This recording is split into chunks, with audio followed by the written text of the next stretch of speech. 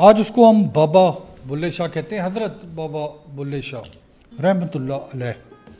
جب وہ قصور میں فوت ہوا تو اس کو دفنانے کو کوئی تیار نہیں تھا۔ آج کے جو ماڈرن صوفی راک سپر سٹارز ہیں 1-1 کروڑ روپے ڈیمانڈ کرتے ہیں بلے شاہ کو پڑھنے کے، بلے شاہ کی لکھی گئی کافی کے اوپر میوزک بنانے پہ $350 $350 کا ٹکٹ بکتا ہے۔ نوجوان بچے بچیاں ڈیزائنر کپڑے پہن کے بلے شاہ کو سنتے ہیں، بلے شاہ پہ جھومتے ہیں۔ کوک اسٹوڈیو، راک کنسرٹس، مزاروں پہ اس کی پوئٹری ہر جگہ پہ ہے۔ کسی کو یہ نہیں پتا کہ وہ ایکچولی تھا کون، کسی کو یہ بھی نہیں پتا کہ اس نے کیا قیمت ادا کی ان الفاظ کو لکھنے کی جن کو آج ہم نے مونیٹائز کر لیا ہے۔ وہ ایک ایسے پنجاب میں رہتا تھا جو ایک دور سے گزر رہا تھا اور دوسرے دور میں داخل ہو رہا تھا۔ ایک ایمپائر آ رہی تھی، ایک ایمپائر جا رہی تھی۔ کئی صدیوں سے جو مغل حکومت کر رہے تھے ہندوستان پہ، ان کا دور ختم ہو رہا تھا اور جو عوام تھی وہ عقیدے اور بھوک کے درمیان پھنسی ہوئی تھی۔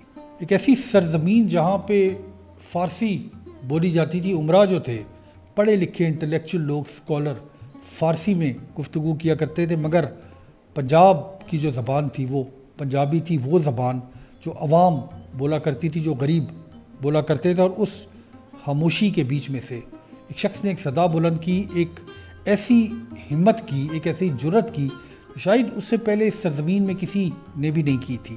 اور اس نے یہ کہا کہ بلا کی جانا میں کون، میرا نام عمران ہے اور میری سوچ میں خوش آمدید۔ سن 1680 اچ گلانیہ، بھاولپور کے قریب ایک شہر، عبداللہ شاہ کے نام سے ایک بچہ پیدا ہوتا ہے، شاہ محمد درویش اس کے گھر میں، ایک رسپیکٹڈ سید اسکالر۔ بچپن سے عبداللہ شاہ کو تعلیم دی جاتی ہے، اس زمانے کے دور کے حساب سے اس کو اسکرپچر پڑھایا جاتا ہے، عربی پڑھائی جاتی ہے، فارسی پڑھائی جاتی ہے، ہر وہ تعلیم دی جاتی ہے جس سے ایک اسکالر بنتا ہے اس زمانے کے، یعنی مغل دور کے ہندوستان میں۔ عبداللہ شاہ کو ایک پرابلم تھا، پرابلم یہ تھا کہ اس کے اندر ایک بیتابی تھی اور اس بیتابی کے سوال کا جواب شاید اس وقت بھی اور آج تک کسی بھی کتاب میں لکھا نہیں گیا۔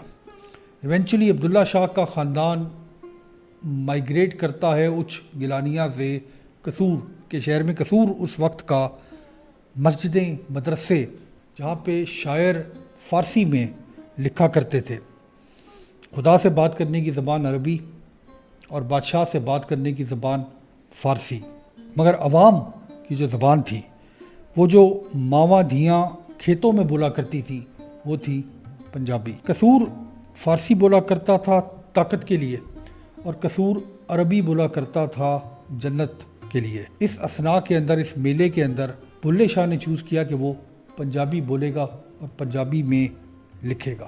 پنجابی جو مٹی کی زبان تھی، پنجابی جو خاک کی زبان تھی۔ یہ جو چوائس تھی، یہ جو انتخاب تھا بلے شاہ کا، یہ اپنے اندر خود ایک بغاوت تھا۔ قصور کے قریب ایک شہر آباد ہے، اس کو لاہور کہتے ہیں۔ وہاں پہ ملاقات ہوتی ہے عبداللہ شاہ کی شاہ عنایت قادری سے اور اس کی زندگی تبدیل ہو جاتی ہے۔ شاہ عنایت قادری ایک صوفی سینٹ، اسکالر اور ایک مالی بائی پروفیشن۔ جب ایک سید زادہ، ایک مین آف سوئل، ایک مالی کے آگے جھکتا ہے تو دنیا حیران ہو جاتی ہے، دنیا پریشان ہو جاتی ہے، لوگ باتیں کرنا شروع کر دیتے ہیں۔ جد میں سبق عشق دا پڑھیا، نہ لکھایا بلا، شاہ عنایت لایا پار، میں قربان تنہا ملا۔ عبداللہ شاہ ختم ہو جاتا ہے اور بلے شاہ پیدا ہو جاتا ہے۔ یہ ایک ٹرننگ پوائنٹ تھا۔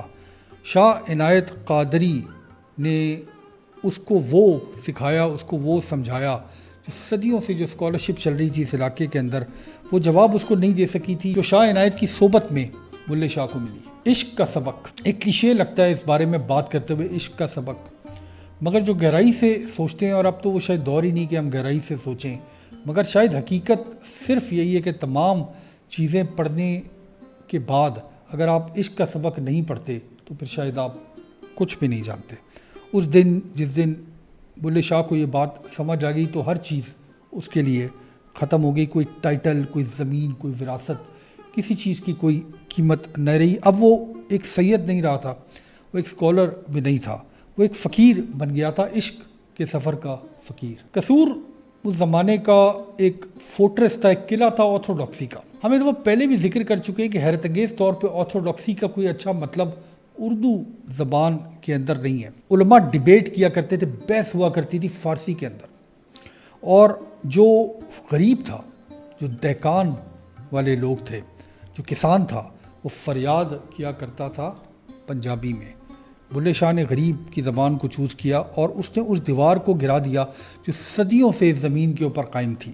اس کی کافیاں گلی گلی، شہر شہر، اس کی کافیاں جو گاؤں کے اندر کسان رہتا تھا اس نے پڑھنا شروع کر دی. وہ محبت کی بات کیا کرتا تھا، وہ ذات کی بات نہیں کیا کرتا تھا، وہ انسانیت کی بات کیا کرتا تھا، وہ رواج کی بات نہیں کیا کرتا تھا. مسجد ڈھا دے مندر ڈھا دے، ڈھا دے جو کچھ ڈھیندا، پر کسی دا دل نہ ڈھائیں، رب دلاں وچ رہندا. شہر کے علماء دیور آؤٹریجڈ. ایک سید زادہ ایسے کیسے باتیں کر سکتا ہے؟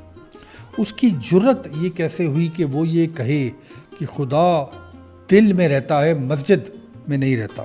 اس کی جرت کیسے ہوئی کہ اس قسم کی باتیں کرے اس دور کے اندر؟ اس کو کافر کہا گیا، مرتد کہا گیا، دیوانہ کہا گیا، رقاص کہا گیا. اور بلے شاہ اس بات پہ ہنستا تھا کہ فائنلی اس کی ان باتوں کو کم از کم نوٹس کیا جا رہا ہے. بلے شاہ کا سما، اس کا میوزک، اس کا ڈانس اب قصور کی گلیوں میں نظر آ رہا تھا. علماء نے ڈکلیئر کر دیا کہ جی بدعت ہے، بدع، فاربڈن انوویشن. اس کو مسجدوں سے نکالا گیا، اس کی گیدرنگز کو بین کیا گیا، اس کے نام کو قرض کیا جاتا تھا سرمنز کے اندر. مگر فقیر نے کوئی فتوے نہیں جاری کیے. فقیر نے ردم سے جواب دیا، کنجری بن کے یار نچاون دے، نال بلا نچدا جاون دے، جو لوگ کہندے نچنا منع، انہاں نوں نچ کے وکھاون دے. یعنی اگر مرشد کے لیے ناچنے سے میں امپیور ہو جاتا ہوں، ناپاک ہو جاتا ہوں، تو مجھے ہمیشہ ناچنا چاہیے. کہانی یہ کہتی ہے کہ ایک دفعہ شاہ عنایت نے ٹیسٹ کیا بلے شاہ کو. بلے شاہ نے اپنا روپ تبدیل کیا اور گھنگرو پہن کے ناچنا شروع کر دیا. ایک سید اسپننگ لائک ڈسٹ، اپنی ایگو اور نفس کو ختم کر کے. دیوانگی شاید یہ نہیں تھی، بلکہ شاید بلے شاہ کی آزادی تھی. اس نے کسی قانون کو نہیں توڑا خدا کو اوفینڈ کرنے کے لیے، خدا کو ناراض کرنے کے لیے. اس نے ہر قانون وہ توڑا جس سے وہ خدا کو ڈھونڈ سکے. کچھ شہر دے لوگ بھی ظالم سن، کچھ سانو مرد دا شوق بھی سی. شہر سے نکال دیا گیا. نہیں، بلے شاہ کو آج اسی شہر سے جہاں پہ اس کو مونیٹائز کیا ہوا ہے، یعنی قصور سے، ایگزائلڈ. اس وقت جو پنجاب تھا اور اس وقت سارا ہندوستان کولیپس کر رہا تھا. اورنگزیب عالمگیر 1707 میں فوت ہو گیا. اس کے جو ایئرز تھے جو اس کے بعد آئے، بہادر شاہ، فرخ سیار اور محمد شاہ رنگیلا آئے اور چلے گئے. دلی جل رہا تھا انویژنز میں، اور 1750 میں احمد شاہ ابدالی نے پنجاب پہ حملہ کر کے رئی سئی کسر بھی پوری کر دی.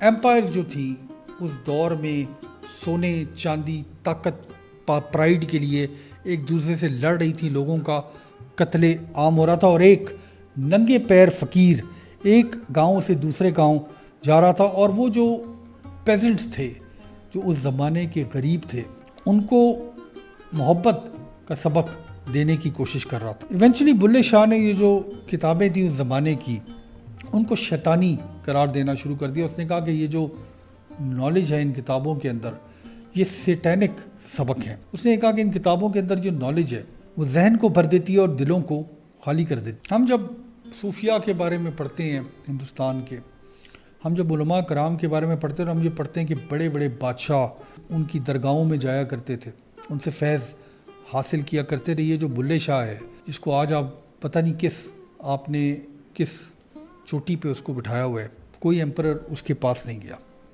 اس کا عوام جایا کرتی تھی، مسلم جایا کرتے تھے، ہندو جایا کرتے تھے، سکھ جایا کرتے تھے. وہ اس کا جو ایگزائل تھا قصور سے، اس ایگزائل کو سمجھتے ہوئے اپنے کمفرٹ کے لیے اس کے پاس جایا کرتے تھے. بلے شاہ قصور کے قریب فوت ہو گیا، اور جو علماء تھے شہر کے، انہوں نے اس کو دفنانے سے انکار کر دیا. کوئی نماز جنازہ، کوئی پریئر، کوئی آنر نہیں، کسی قسم کی کوئی معافی نہیں.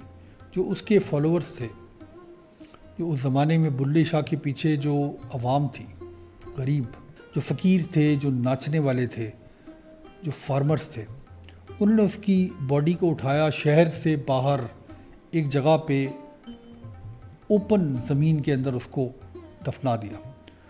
بلے شاہ چل اتھے چلیے جتھے سارے انے، نہ کوئی ساڈی ذات پچھانے، نہ کوئی سانو منے۔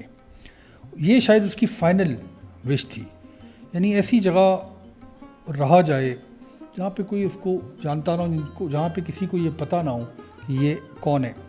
سالوں بعد جب قصور بڑھنا شروع ہوا تو یہ جو گریو تھا بلے شاہ کا، یہ قصور کی دیواروں سے باہر تھا۔